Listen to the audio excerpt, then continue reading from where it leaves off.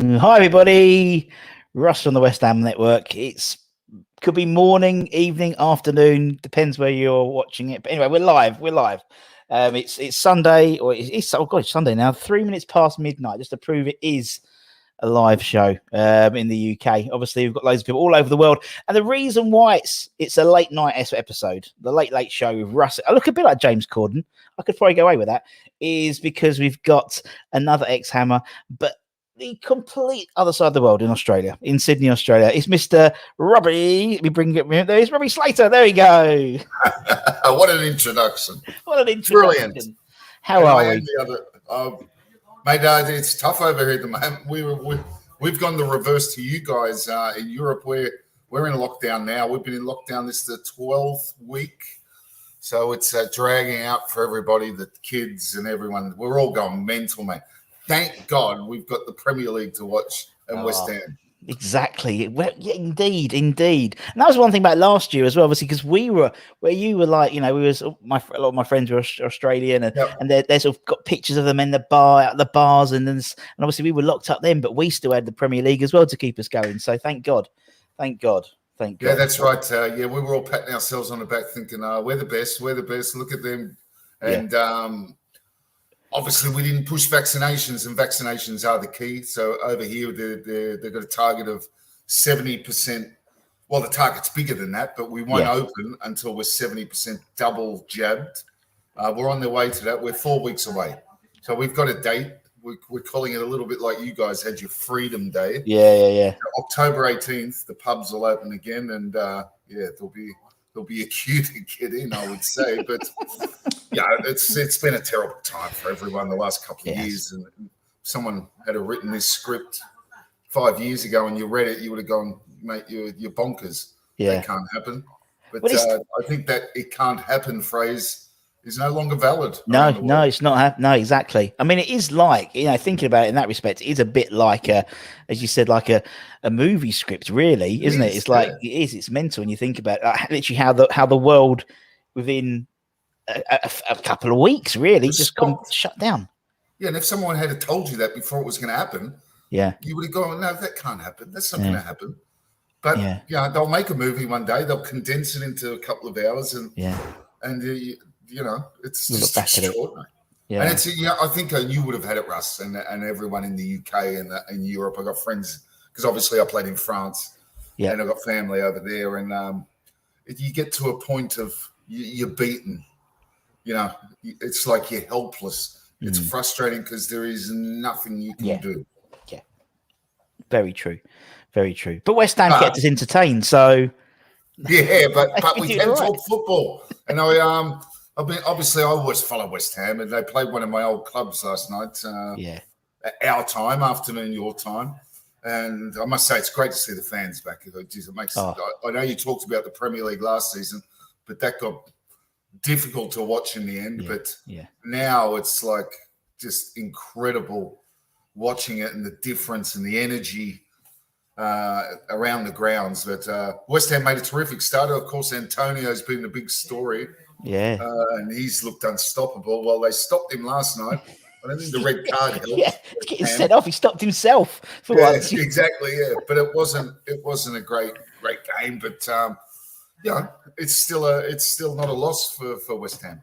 Yeah, exactly. Still undefeated. Let's just say. So I mean, look what happened to Tottenham. Oh, poor old Tottenham. They were awful because they were the early game, obviously for you and us, and that's always the most popular game in an Australian sense, because it kicks off at 9:30 at night. Sure. And Tottenham, geez, they were awful, weren't they? Awful. Couldn't have happened to a nicer club, Robbie. I thought you might say that. Did you when you played for your time, when you played at West Ham, did you get that sort of like that needle between West Ham and Tottenham? Through when we sort of, because rivalries and stuff. I mean, there's obviously geographical ones, but West Ham Tottenham is just a really strange one because it should be Arsenal Tottenham, but for us it's that's the one for us, isn't it? It's really weird. It is. They're just annoying. I mean, I think West Ham fans, it was just like Tottenham fans annoy them, and it was strange for me because when I played for West Ham, and the first thing I'll say is that as an Aussie when you come over there, it's all like when I went to France, there was your rivalries there. Because you come from so far away, you don't sort of get it. You get it, but you go, it's not ingrained in you, so you don't grow up with it. And you'd think, geez, that's really, wow, geez, they really care about this game. Geez, I'm going to run a little bit extra in this game. And that doesn't matter. That didn't matter wherever you played. But where I lived at Chadwell Heath, I stayed in the Swallow Hotel before I found. The Swallow Hotel in Waltham Abbey. Oh, fine establishment. Yeah, that's right, Waltham Abbey. Very famous. All the players stayed there. All stayed there. Mate, everyone stayed there, and I spent and a lot of the away teams were staying there as well. So I remember when I signed, it took me a couple of months because I signed just a week before the season. When Harry pulled me he actually pulled me out of the Charity Shield, which would have been my second. We were playing Everton, which we lost to a Vinnie Samways goal, but Harry was interested, and Ray Harford, who'd taken over from Kenny, was never a big fan. God bless him. Great man, Ray Harford. But he wasn't my biggest fan. Kenny brought me in, and Kenny left in the summer. So, when Ray said, Harry wants to talk to you, that just means one thing. Because if you don't, you'll never know. If they don't want you to leave, they'll never tell you. So and it's funny, that came again with Harry later on, but we'll probably get to that. Anyway, so I moved to a place called Woodford Green. And it was funny, Teddy Sheringham lived just up the road, and it was Dan Lazaridis didn't live far away, and he was about to get injured, but there was a lot of Tottenham players, and we used to drink at a place called the Castle. Yeah, the Castle, still there. The white, it's still there, is it? Big what? Yeah. Funny nights in there, and anyway, quite often it'd end up the West Ham players and some of the Tottenham players. So obviously not all the players, but there'd be like 5 or 6 of us and 4 or 5 of them, and it was funny. And we didn't really mix that much with them either in that respect. So I don't know if that was a West Ham thing. But when we played them, you could feel that extra bit of tension, no doubt. I love it, and that's the thing. I mean, it's with just a rivalry. It's just a strange rivalry when you think about it. As you said, once you're in there, you get it. But I remember interviewing someone. They were talking about, I think it was Anton Ferdinand, and he was talking about Carlos Tevez, and he never really got the connection of the club until he played Tottenham, and then he got it. And obviously even more so from a foreign perspective, because he, obviously had been almost bundled into a car, it seemed, and sent out with him and Mascherano. Well, you also got it because if you didn't play well against it, you'd soon hear it from the chicken run. Yeah. Come on, Slater, you bloody hopeless. Run faster. I remember one game, this is a true story, right? Moncur nearly fell over on the field. So we're playing Nottingham Forest. No, we weren't. We're playing, was it? Yeah, it must have been Forest. Yeah, it was. Anyway, it's really not important who was playing, but anyway, we start well, game's okay, and I score. I think it was about the 27th minute. It ends up a 1-0 game. We win 1-0. We're hanging on a bit at the end. But I was playing okay. I opened the game up, and then I think it was pretty close to half-time. I had another chance where I think I crossed the ball, and I'd scored the only goal. So I was all right. I was playing on the chicken run side. And I remember John Moncur's played this ball. He's come from, I think Dixie played it into Bishop. He slided it to John Moncur, who's just hit it first time out to me. And it's sort of bouncing along, and I'm wide right. So I'm looking, and I've had a little look. I've taken my eye off the ball. It's bobbled over and gone out for a throw-in for them. And then, sometimes in a ground at the old bowling, it just went silent. Yeah. So you could hear a pin drop. So I've gone, shook myself up and got to get back into place. And someone in the chicken run, some geezer stood up and he goes, "Oi, Slater, earn your money." Earn your money. Even the Forest players were like gagging because it just echoed the whole over the ground. And Monk's nearly fell out. He nearly doubled over and laughed. And I sort of stood there. You just felt like a twat. You just standing there going, "Oh, sorry." And in those days, of course, you could turn around and pretty much pick out the guy who shouted it to you. Yeah. Brilliant. Oh, funny stories. But as you said, it's like is that chicken run, and it's like it's not, and it's one of those things with West Ham. People talk about not associating themselves with the club, but it's easy to get on board with the West Ham fans. You just got to have a go in it. Have a go. Oh, that's right. Yeah, that's 100%. If as long as you ran your, and you tried and you never gave up, and that's the kind of team I played in when I was there. Yes, you did. It was a good team. We weren't world beaters. I reckon we could have done better than what we actually finished with. Which was around mid-table. But the fans generally, you could feel it. They generally like the team. They don't put up with. They find people out very quickly. Yes, at West Ham. Yeah, exactly. No, they totally do. They know the ones. And actually, to be honest, thinking about it, obviously, when you came in, there was a lot of foreign players. This League of Nations that Harry brought in, and as you said, basically you're a Blackburn, obviously the first Australian to win a Premier League medal as well, and so obviously they said, "Oh, Harry wants a word." So what was the word that Harry said to you? We actually went to the Swallow, where I'd eventually stay before finding a place, and Harry sat down as Harry does, and he's so easy to talk to, and he's so likable. I mean, you like him straight away when you meet him. Yeah. And he talked a little bit about Australia and about me. He looked at me, he goes, "All right, Rob," he says, we know you've got a bit of quality. And then he says, I want you to come down. I really want you to run that right-hand side for me. I looked at him and I went, okay. And anyway, I'd basically made up my mind, and we basically agreed there without even talking terms. I mean, it was a bit like that in those days. Yeah. I mean, the money was good. We earned good money for playing the game we loved, but it's nowhere near what it is today, obviously. It was great. It was a great time to play the game. And, for me personally, it was another move in my journey. And, if Kenny had stayed at Blackburn, I probably would have stayed. And actually half had said later, because Blackburn didn't have a good season that season, he said he shouldn't have let me go because they had injuries afterwards. But anyway, for me, it was a great move. Got to live in London and meet some real characters. Yeah. I mean, one of the first ones I met was a guy called Barry Silkman. Yes. He was going to the gym at the Wolf, maybe Silky.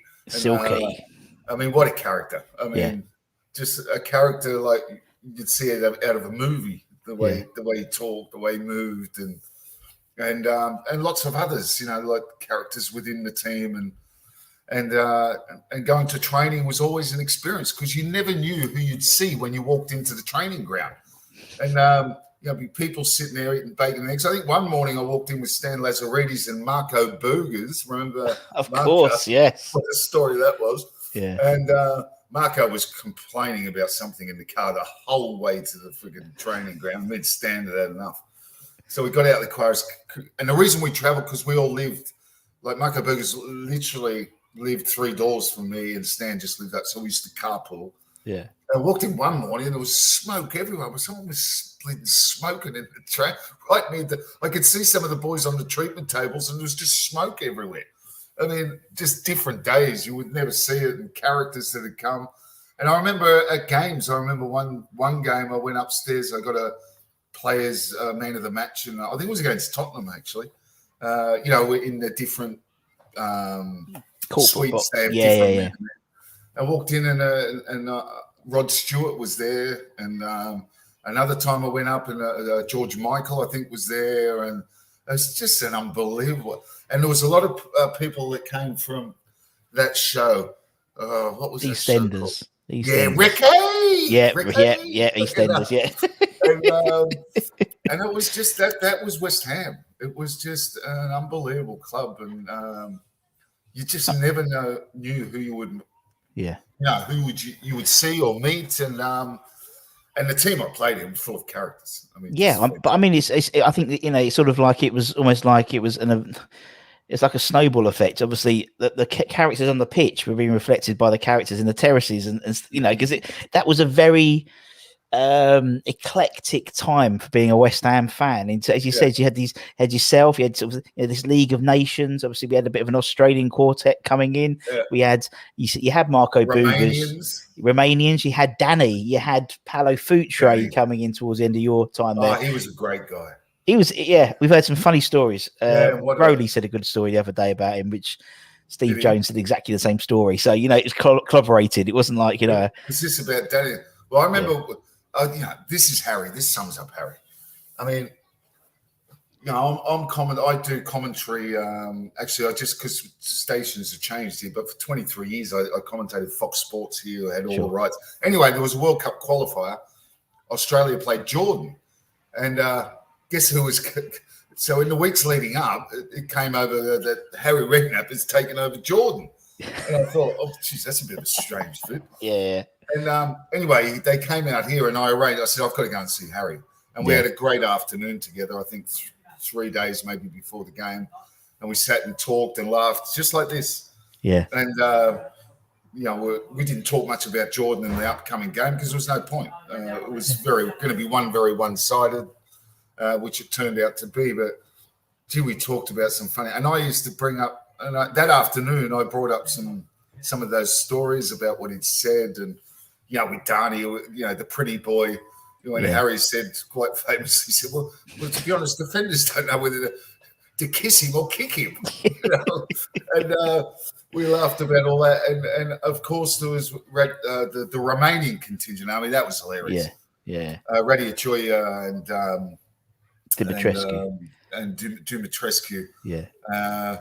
And Harry loved them, Yeah. And we had characters like Ian Dowie, who was brilliant and such a great guy. But at training, Harry loved technical players. That's why he loved Bishop and Moncur.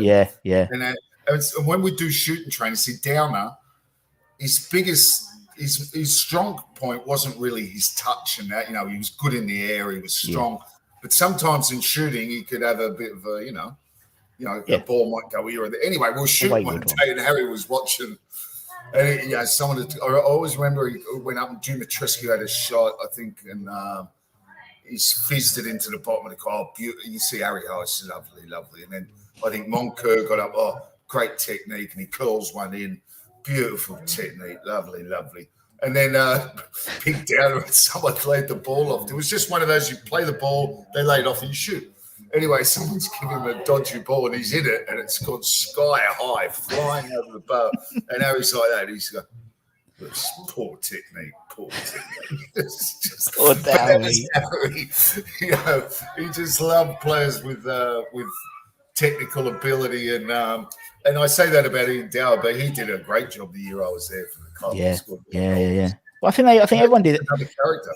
Yeah, I mean, I think. There was, as you said, there was just so many, and it was interesting. So I think even in that season that you sort of just over the season you were there was a change from, you look at the team that you started playing with, it was pretty much the old guard, really. So it was a lot of British players.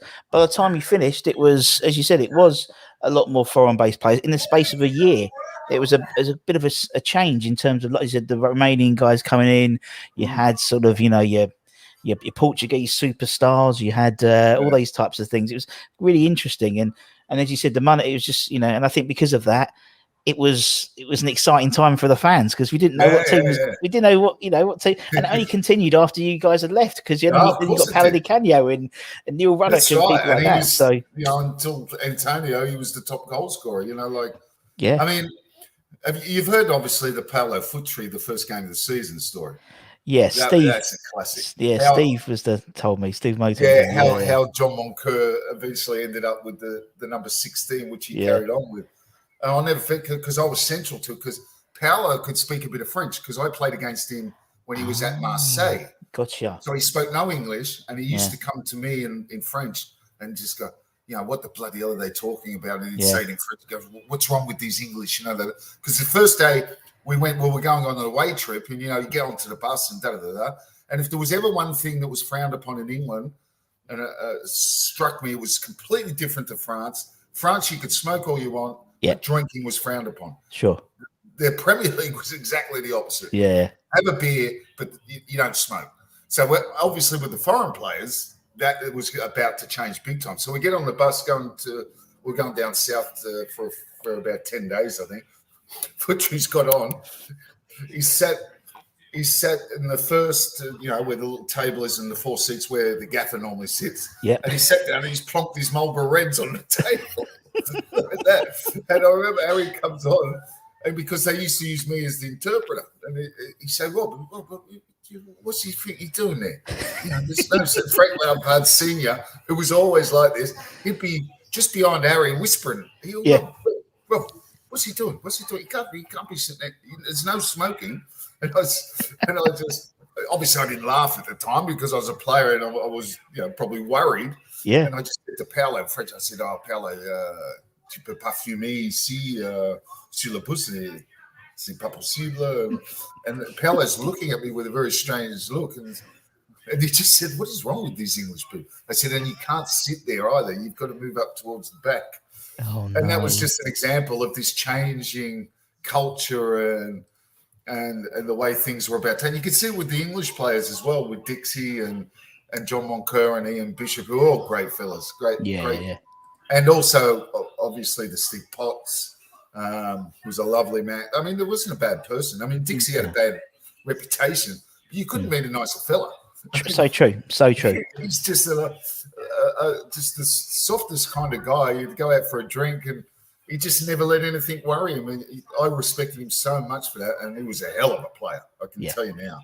He was a hell of a player. But, the introduction of those foreign players. But that story at Highbury, you've obviously heard it. It was brilliant because Adrian Whitebread. Adrian Whitebread, He, as the reserve players do, they left because they weren't in the squad. There was 2 extra. So, and I always remember that Paolo just, he's come to me and says, it's not possible in French. It says, I'm number 10. I'm the Maradona of Europe. He actually didn't say that, but it sounds better if I say it. He goes, but he was sure. He said, I don't play. Yeah. I go home. Anyway, I've walked and Harry was sort of near the show. He was talking to someone. I think he was talking to Michael Hughes. Yeah. A terrific little player as well. Love Hughes, character. And I said to Harry, there's a problem, Gaffer. I said, Harry, Paolo, and I explained to him that Harry's just standing there. And Frank Lampard Senior walked over, he goes, he's gone. And Harry went, what? He goes, well, he's gone. And I looked and truly he'd gone. And as it turns out, he caught a taxi and went back to the Waltham Abbey at the Swallow Hotel. And Harry's just shaking his head. He goes, what's players like these days? It's just like, what's it like? Anyway, Adrian Whitman, Frank Lampard, Harry said to Frank, you better go and get someone from upstairs. So Adrian Whitbread come down and he'd had 2 Budweisers. Yeah. So he sat down and he goes, I'm feeling brilliant. I hope I come on. And anyway, that's the story how the next week, of course, Palafutri, John Moncur, under, how would you say it? Just under, so funny. Under duress. Yeah, under duress. That's the word. And, of course, John kept that number 16 for the rest of his time there.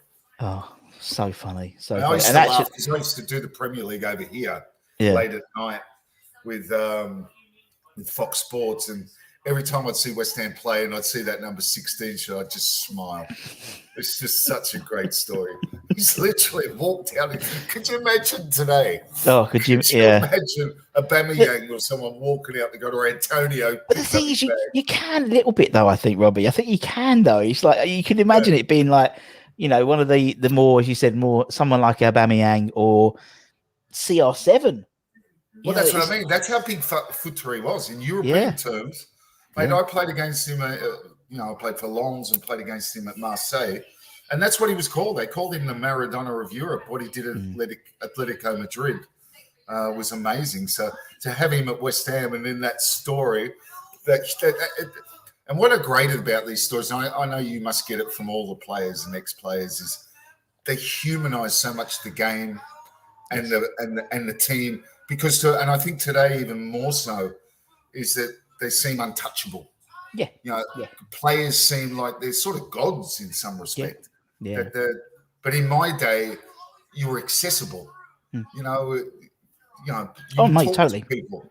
Totally. You talk to people, and I'm not blaming players of today because I think with everything, like, let's be honest, Russ, half of the things we did, if there was social media around, God, yeah. We would have been hung, drawn, and quartered. Yeah, like William Wallace. Yeah, but fantastic memory. West Ham is just full of memories of laughing and you know what? When you laugh, you enjoy the game so much better. You play better, even when you're left out of the team. Sometimes, when you've got that banter and we had that at West Ham. Yeah. It's my short time there, and it feels like I was there a lot longer than I was. I think I was there 15 months, and something like that. Yeah. I got sold the very next, the season after the first season. I remember after playing Southampton at home. Yeah. That was the game. That's the game where I got the ball and I ran nearly the whole pitch. I come on as a sub, and I remember Harry after the game saying, "What was you thinking there?" Because I picked the ball up in our own penalty box, and I don't know what I did. I just started running and just ran and ran. I remember I slid it to someone, I think Michael Hughes, and crossed it, and it was a goal. And we won 2-1. It was an unbelievable atmosphere. Yeah, and it's just an incredible game. And I'm sure. No, I think that was the game. I'm getting confused here. I think the game I left was the next season. So that was the first season. No, yeah, because we won 2-1 on your last game. We lost 2-1. Yeah, we won 2-1, and that was the game. That was the first game that Futre got the number 10 shirt, and it was his best game he'd ever play. It was like literally the best game he would ever play. He'd ever play for us. Yeah. I know, because he had number 10 shirt. But you got a glimpse into what he was. Yeah, exactly. Just unbelievable. And but it was funny after the game because I wasn't planning on leaving at all. But like you said, there was this story, and I remember that afternoon in Sydney when he was coaching, Jordan talked about my leaving.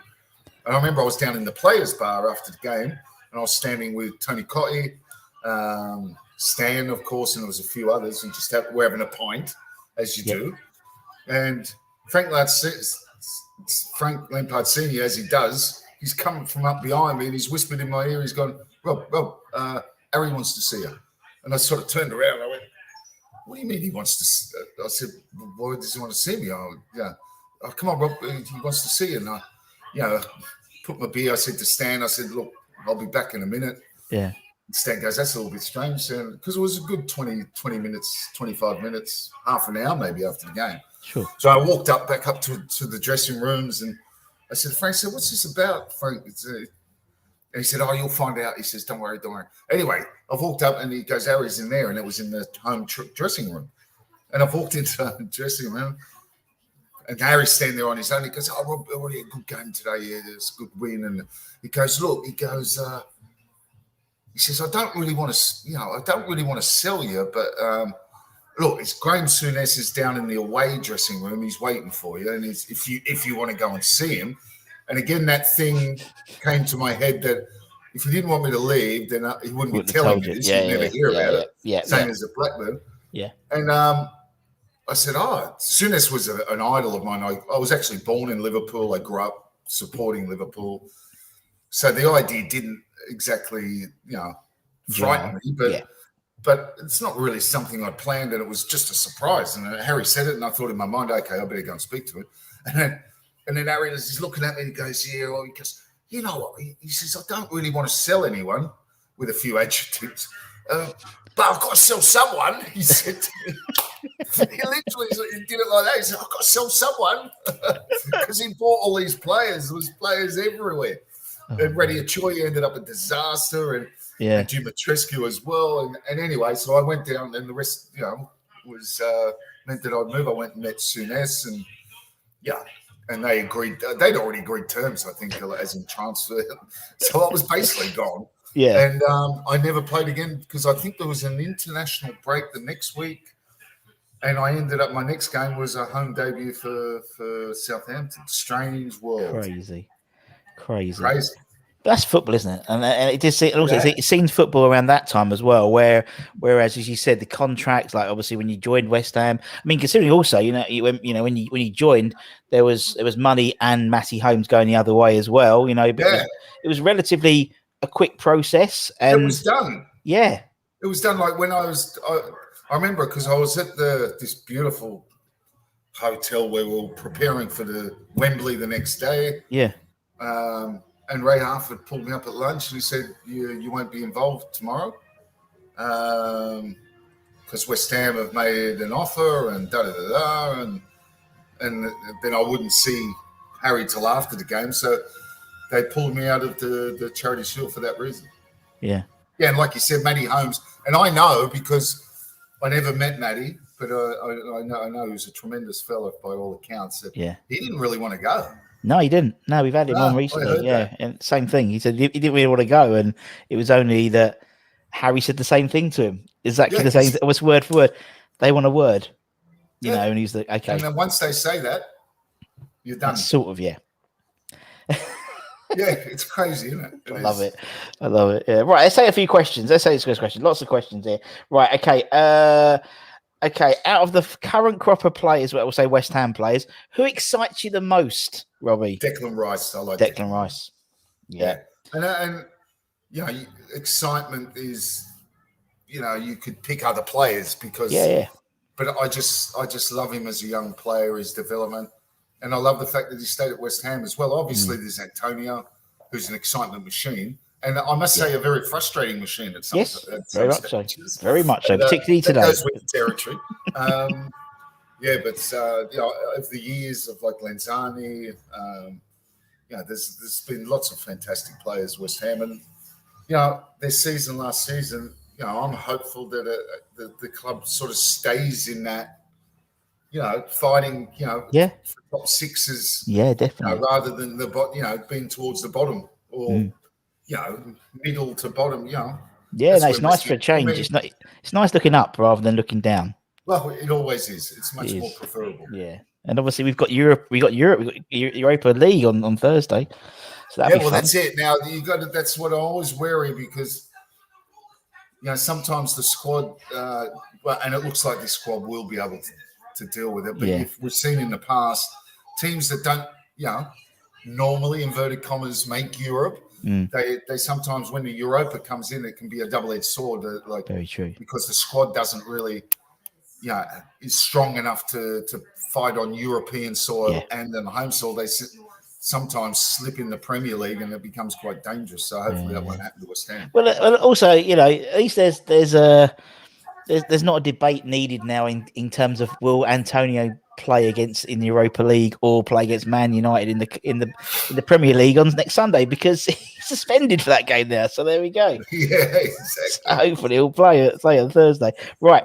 That's typical West Ham story though. It's like going from there to there in the space of a week. Yeah. It's crazy, isn't it? But that's West Ham. That is West Ham. Right. Many characters at West Ham. We know who was the main. I think we probably know the answer is, but who is the main joker? Oh, listen, in this, it's nearly impossible to pick it. Johnny Moncur, I would say, would be the king. Dixie was pretty good. Yeah. Excuse me. John Moncur, you'd have to say, he was always full of, you know, stuff in your shoes, stuff in your pants, and you know, hiding stuff, and just generally taking the mickey out of everyone. And he was John Moncur. You couldn't win because he had that gift, you know, that Cockney gift. I use it. No matter what you said to him, he'd come back at you and make you look like make you look stupid. You know, like it's just a gift, and it's on so many of those famous comedian shows, you know, from England, Only Fools and Horses. Yeah, you know, all the rest of them that they made. It's just, you know, so cool. Timing. Yeah. Yeah, I just smash it. Yeah. Top man. Right, another man's on. Right, maybe carry. Oh God, that's quite a long question. What did you love about Upton Park? Do you remember the player exit in the West Stand leading to the car park, the small gates separating fans and players? I always remember you and the lads taking time to sign autographs. That's what we said, though. That's what we said about approachability. I think, wasn't it? Really. You could do that. You used to drive to the ground. You pull up, get out the car, and all the fans are there. Yeah. Okay, there was a little wire fence, but it wasn't very big. If they wanted to, they could have just knocked it down. And you'd stand there and talk to people, and they'd wish you the best for the game, and you'd sign autographs. You'd have a chat, maybe. In those, there really wasn't mobile phones, and there was, but not to what they are today. So sometimes someone would have a camera and take a photo. It wasn't like the mobile, selfies of today and that. But it was a good feeling, that contact, and you could see. And I know English football is like this, and so France was the same. The place I played in, I mean, there would be people literally. There was slums, poverty, because it was an old coal mining town, Lens, that. We used to do visits as players, and literally some people would not eat to go to the game. I mean, it was just crazy. And you could see in English football was the same, just the way people lived for Saturday. It's just extraordinary, that passion. And you can't buy that. No. You can't just make that up. And that's one of the unique things in English football, which I played on the continent. I've played obviously in Australia, where the game is definitely not number one. As we know, we got these handball games down here that we love. Heard about them, yeah. But that passion for your team, and that's why England is a special place, and then Europe is as well. But to have 4 divisions, to 4 divisions of professional football, and the guy who supports Hull or the guy who supports whatever team it is, and where you come from, in the lower divisions is extraordinary. You get 2,000 or 3,000 in League Two, or not League Two, what do they call it? Yeah, it's League Two. I mean, it's still there. League Two still there. Yeah, and those teams, 2,000 or 3,000, then you go up a level. Excuse me, and it's 4,000 or 5,000 until you get to the championship, and those lower teams, they might support Manchester United. But their team is their team, where they grew up, where their country town is. It's just extraordinary. Yeah, and it's true. It's true, and I think that as you said, the ability to as you said, get the boy to put their hands for those railings, and you guys would always. I remember, you'd always sign them, and as you said, it's just. I think I mean, we spoke about our daughters just before we started, and I mean, my daughter's 9, and it's a slight sad tinge that she'll never have that excitement that I don't know, walking past the castle and bump into you or Ian Bishop or Teddy, or that Indian across the road, that's what I mean. I remember one night after the castle and the Epping Country Club. Now there was a place. I remember, who did we run into? We ran into. I will say that I don't think he'd mind, but I always remember we'd been to the castle, so it was quite late, and all the girls were there, and everyone's walking in, and I think Dixie might have said, I'm not sure who it was, but anyway, lying in the garden bed was Ronnie O'Sullivan. Yeah, the sounds right. Yeah, and he was.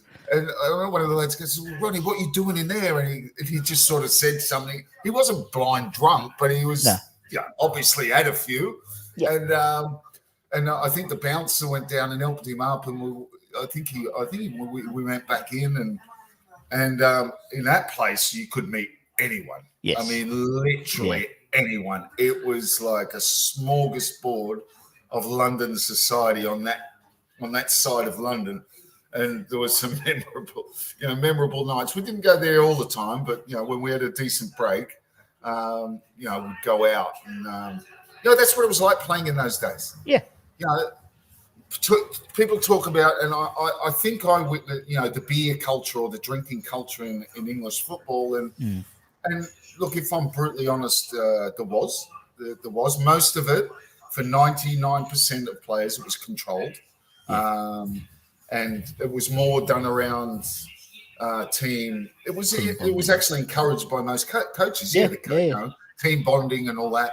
And I remember there was days when we would, after training, someone would say, "Oh, come on, we're going to the city," and we would meet at what was the place that's famous? Covent Garden.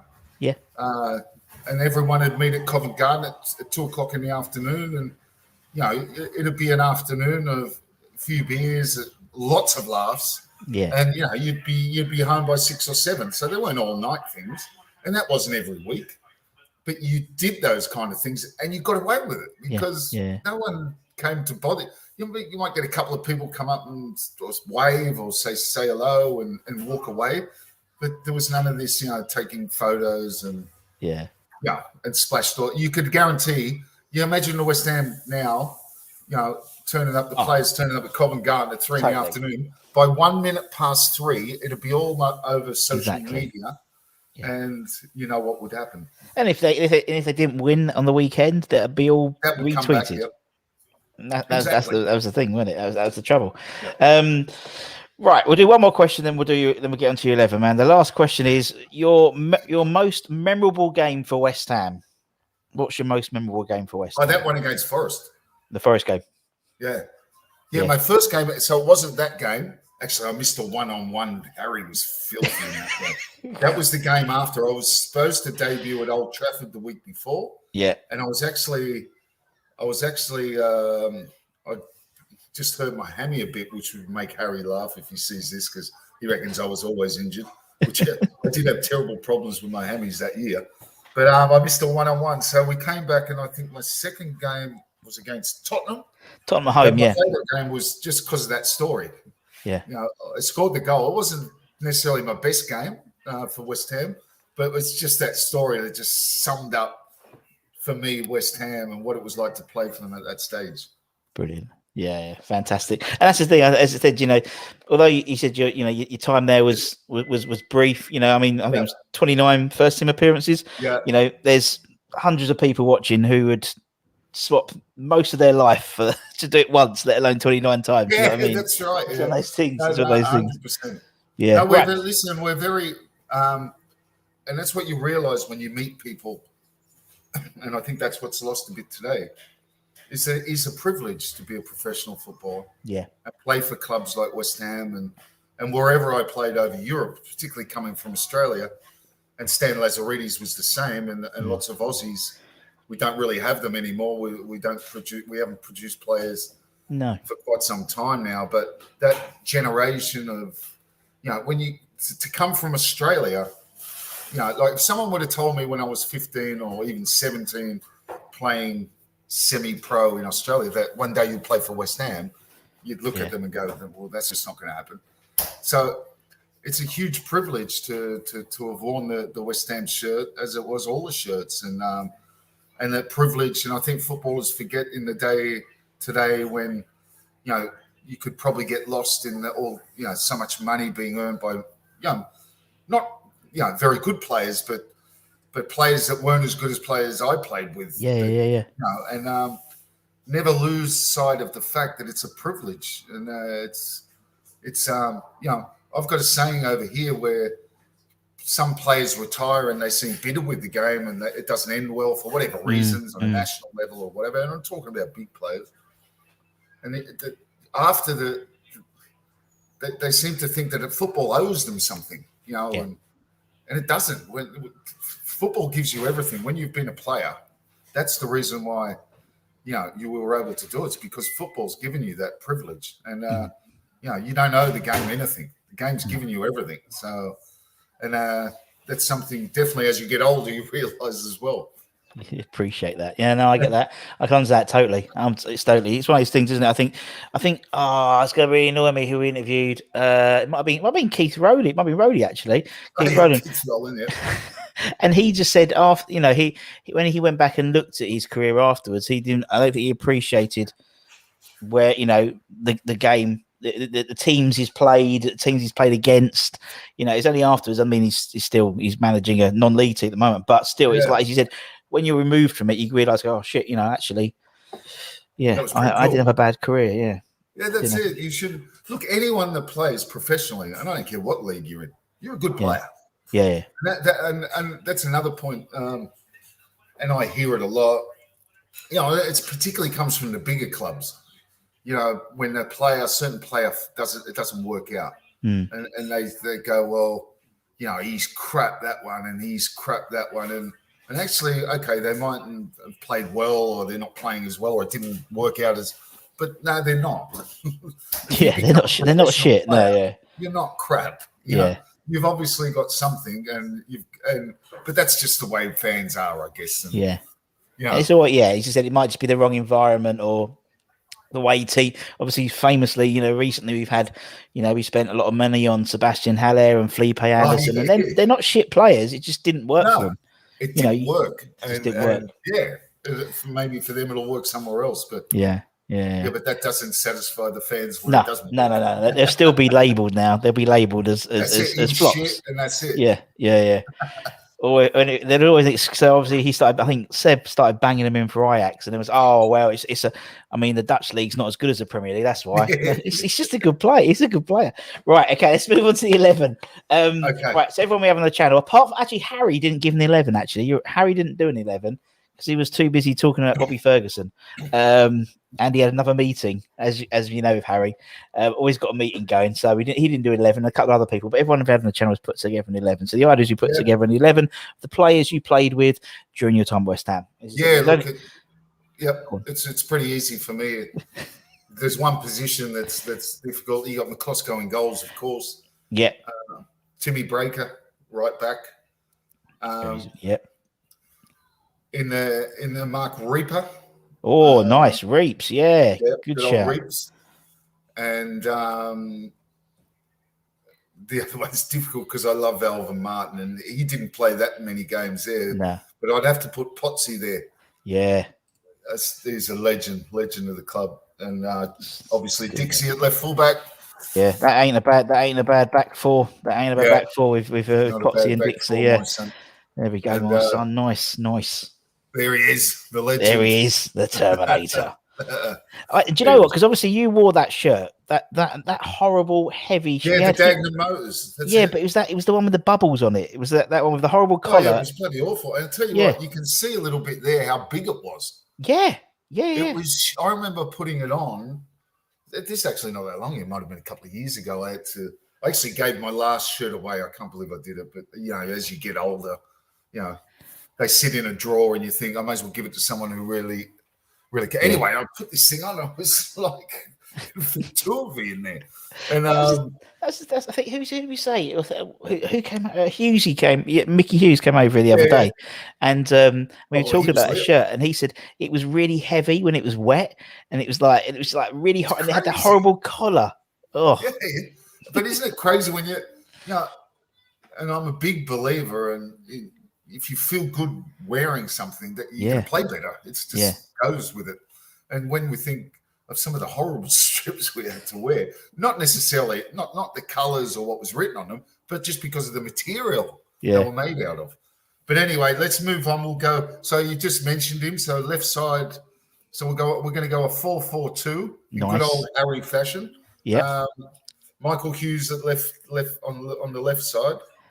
See that's the shirt. That's the shirt. The bloody awful that's shirt. It. That's the one. Yeah. Isn't it? I mean, it's just crazy when you say when it got wet, it got really heavy. And guess what? It got wet very often in England. Yeah. So you can imagine how many games we may. Here's the thing: how many goals Hughesy missed because of his wet shirt? Yeah, I'll ask him. Now, middle of the park is quite easily. I'd say Harry Redknapp's two favourite players of all time, John Moncur and Ian Bishop. Oh, yeah. Monks and Bish. Players. There he is, Monks. And the Bish. I mean, can I tell you this, man? What a horrible shirt. It is horrible. That's what I mean. And he's done the collar up. He's done the buttons up. I'm going to tweet him about his buttons. Yeah. You've got to leave the top one open. But can I tell you, this guy is one of the loveliest men you would ever meet in the history of humankind. Agreed. And a fantastic footballer as well. Yeah. what a man. He lives in America now, doesn't he? He does, yeah. He's in America. Yeah, I catch some of his. Yeah, because of my work, I have to do social media. So unfortunately, I'm on Twitter. Yeah. I think you know what that means. But from time to time, I see Bish tweeting stuff, and I always tweet him something, direct messages. Yeah. It's nice. And but now we go to the right side. Well, we can't have myself, so I'm not going to put myself in. We'll who would we have right wing? No, I'm thinking a little bit out the box. We could play lopsided and have Danny Williamson in there. He was terrific when he Great first shout. came in. Great shout. I'd put him in because he was dynamite when he first came into the team. Yeah, and great player. Yeah, he was such a good player. One of those players which just, and you get them occasionally where that, he got injured when he went to Everton, and that was it. And that was it. Yep. It's like it's really his career never went he never reached its potential. Yes, exactly. Yeah. Because when he burst onto the scene at West Ham, we remember him as obviously I remember him as a inverted commas kid. Yeah. And he was unstoppable. Yeah. His first couple of years, he was just brilliant. Yeah, he was. Brilliant player, was Danny. And so we'll have him on the right side. Nice. Now up front. Well, we've got to have two up front. So we've got Ian Dowie. He has to play. Got to put him in. He's got to play. I mean, that shirt looked big on him. Yeah, he was brilliant. I remember we went to, where were we? We were in Tenerife. I remember I wasn't rooming with him, but we're getting ready for a night out, as we did. This was our unsanctioned trip to Tenerife. Oh, okay, yes. Where we all got warned, said, this isn't a club thing. And they said, we'll be sweet. Anyway, I can't tell all the stories from Tenerife, but I can only say that one made the front page of the news of the world. But this one, I remember we're getting ready. It was in the evening, and we'd been beside the pool all day. And I remember Big Downers standing me. He goes, Rob, he goes, look all right, don't I? Hey, look at me. And he's got this pair of white pants on and a black shirt. And it looked like something out of Miami Vice, it sounds like. Yeah, that's it. And he's looked, he says it to you. He says, I'm not half good looking, am I, Rob? But he's looked at me, with his big head, tongue in cheek. And he was such a great guy. But he had a great year that year. And look, I'd have to put him with Tony Cotty. Yeah. Tony was probably past his best by that stage. Yeah, fair enough. Yeah, it was definitely. It's fair to say, but a lovely guy, and obviously a West Ham legend. And he still showed glimpses that season of what he was. A fantastic player, striker, goal scorer, and another character. Who have I left out, by the way? His memory does. Well, you've missed that Laser. Oh yeah. Geez, that's not a smart move, is it? I think you're trying to get him on, but don't matter. He'll go, okay, I'll watch the Robbie one. Yeah, he'll talk. What? He's putting Uzi in. I was going to even say you could put him instead of Williamson, and he could be an inverted winger like they do nowadays. But it's not a bad shout because Williamson is actually a midfield player. Yeah, and he did. But go on, put him in. Yeah, put him in because he. But see, Stan. The reason I didn't put him in, right, is because I never really played with him. That year, he broke his leg. Yeah. So he played the next year, if you know what I mean. Yeah. Of course, he was fantastic but honestly, yeah, you're right. Didn't even see it. Didn't even notice that. To me, no, straight. Because he beautiful. Would kill me. He'd be on the blower, straight away, and all I can say is bugger Danny Williamson. I don't see him, but I will Lazzarini. Who else? So we had I was trying to think who else. I think that year I was there, there's not too many others. There wasn't many. Hutch played a few. Don Hutchinson, terrific footballer. Yeah. That was probably about it, really, in terms of the. He didn't play every game when I was there. No. That's a solid. They played a lot of games. Hughes always played. Downey played. Pretty much that was the back four. Obviously, the goalkeeper was the goalkeeper. And, yeah. Yeah, I mean, no, I you'd think love that's good, to man. bring Paolo Futri and Darney and that, but you can't. I tell you, he did. Someone, I tell you, put that. Who put Paolo Futre in? Steve Jones. Do you remember Steve Jones? Jonah. Yeah. Jonah put him in. But he only put him in because of the story about a similar story to what you were saying when he did the pre-season runs around Nottingham Forest, and he turned up in his limousine and ran for like 5 minutes, and I had to put him in just because he was just unbelievable. But yeah, old Jonesy, good old Jonesy. Two more questions, Rob, then I'll let you have your breakfast. Just because they've just come through. First one is: Did you ever go shopping with? Did you ever go shopping with Florian Radic? Well, I can tell you, I never went with Florin, but I can tell you that I did go to Harvey Nichols. Yeah, and but not with Florin. It didn't have a lot to do with Florin. He was a strange character. They were both strange, actually. I think they were a bit strange, weren't they? They were a bit strange, and not in a bad. I'm not saying in a bad way. No, you mean. But they were very standoffish. Yeah. Like when I talk about the culture and what we did, we used to go out and da-da-da. Like they would never be there. Yeah. Like ever, and that's not a criticism of whatever. No, whatever. I know what you mean. Yeah. It's just what they were. They didn't have a warmth to them. Yeah. Sort of. They didn't. I know. It was almost like professional, not professionalism. Yeah, it was professionalism, but they didn't. That sort of slight. I always got the feeling they didn't really want to be there. To be honest. I mean, I remember one. They were both playing this. We were playing a five-a-side one day because on Fridays it'd be England against, because the club got that many foreigners. We used to play the foreigners against the English. I remember Harry was there one morning. There was a few injuries and a couple couldn't train, and the English were struggling for a team.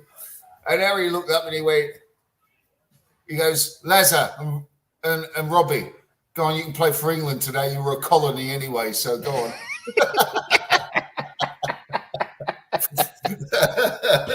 Fair enough, H. That is H. And the last one's from Kieran, and it's because he's an Aussie as well. Yep. Were you tall enough for Australian rules, and did you play it? Never played Aussie rules, and now the reason why it's quite simple, because Aussie rules, particularly in my day, it's a little bit different because you do have AFL around the country now, although it still very much is Melbourne, Adelaide, and in some respects Perth as well. So it's a southern states game. So I grew up in Sydney. So Sydney, Brisbane, which is the north, is rugby league. Yeah. And particularly in my day, there was no AFL. Like I can't ever. There was no AFL at school. It was rugby league, and we used to call it Sheila's, Wogs, and Poofters played soccer. That's what Johnny Warren, a very famous God bless him, wrote a book, and that was the title of it. And growing up in Sydney in those days, like you played soccer, but you didn't tell anyone. All your mates didn't know. You'd go on the weekend and play soccer, but a lot different today, of course. But so AFL. So the answer to the first part of the question is too small, and no, I can actually say apart from a charity game, I never played AFL. I did play rugby league, but that explains it. So, and it's still today. It's pretty much the same. Even though there's AFL team in Sydney, there's actually two now, and there's one in Brisbane, but the popularity of the game is the southern states, and rugby league is. Well, it's a bit like in the UK with like rugby union and rugby league. Rugby league is traditionally more of a northern type. That's right. Sport, isn't it, with Leeds and Castleford and things like that. Whereas Wigan, unions, and Wigan, and whereas unions a bit like the other way. Makes sense. Mr. Slater, it's been an absolute pleasure. Well, it took us a while. It's a very good things come to those at last. Rob. No, but I did feel quite bad one of the times when I remember I was only one. I'm not going to get home till I can't get up at 9. But actually, look, if I'm brutally honest, I was half thinking of texting you last night, thinking, "Oh, look, Russ, stop looking." No, I'm only joking. But it's done now. You've done it. No, it's brilliant. It's been so much fun, and it's to the West Ham fans. I wasn't there a long time, but it was a happy time. Yeah. Harry Redknapp and Frank Lampard Sr. were fantastic people. And that's one thing we didn't talk about, the kids coming through Yeah. Rio Ferdinand and Frank Lampard at the time. It's funny, that, and you don't have to name names, but most of the players, and I didn't really have an opinion. You could see they were both amazingly talented. Well, some of the players, or 50% of them, probably all expected Rio to go on and have a fantastic career, and not really Frank. Yeah. Not Frank. It's amazing how they both went and had unbelievable careers. Well, I think also, I mean, obviously you saw a lot of youngsters, turn up, and wherever club you're at. Yeah. Could you, if you see them turn up and they're training, is it, do you have a good eye and go, well, he ain't gonna be a bad player, that guy, or who's this little upstart? I think what went against Frank Lampard was his dad was his assistant. Yeah. Coach. Well, I think that was always the way. Yeah. It's just human nature, Now you could tell that they were, hugely talented. Certainly. I don't think you can pick every player, because when you're in your own career, you're not really looking at every young player that's coming through. But there was no surprise. But I think you're always a bit surprised that when you think, okay, Rio cleaned my boots. Yeah. And then years later, you're watching what he does, and then not only a club stage, but in the international stand.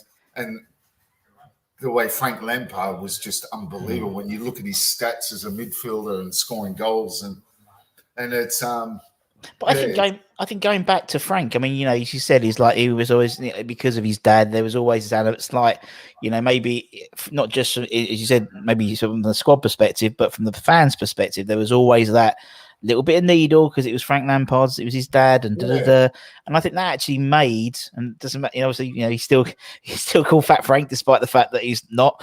But I think that made him. That made him, because it made him determined to train more, and his old man did that as well. So it helped him. It helped him. Yeah, and they both had fantastic careers. I mean, unbelievable. Yeah, fantastic. All right, then, mate. I'll let you go and have your breakfast.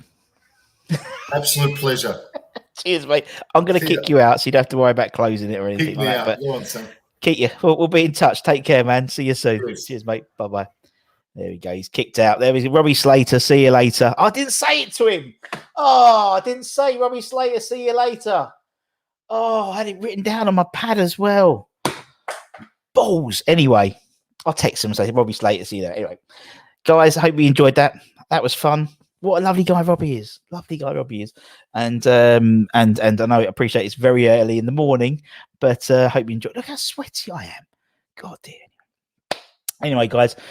Will be West Ham Network tonight or today. Later on today, we have the play reviews from the game yesterday. The fun game yesterday. We'll have the play reviews for that. That'll be out. We've got a few ex-Ham and My Hammers 11 coming up. Rewinds. We've got just looking who we got on later on today. We've got Neil Ruddock's My Hammers 11. You have to check that out. Honestly, out of all of my interviews, Neil Ruddock is possibly the funniest interview I've ever done. Haven't seen it on the old channel. It's being rerun on My Hammers 11 Rewind tonight it's 11:30 UK time. So you'll all be hopefully you'll have a few hours sleep before you get up and watch that. And we've also got coming up. We've got two tonight. We've got that, and we've got Jimmy Walker. Jumping Jimmy Walker, who saved Frank Lampard penalty, but doesn't like to talk about that. And so we've got that as well. So lots of stuff coming up, and obviously I'll be back doing the lunchtime live 12:30 on Monday. So we'll be back there as always. What we got here? We've got love you, cheers, Reese. Go to bed, guys. Get some sleep.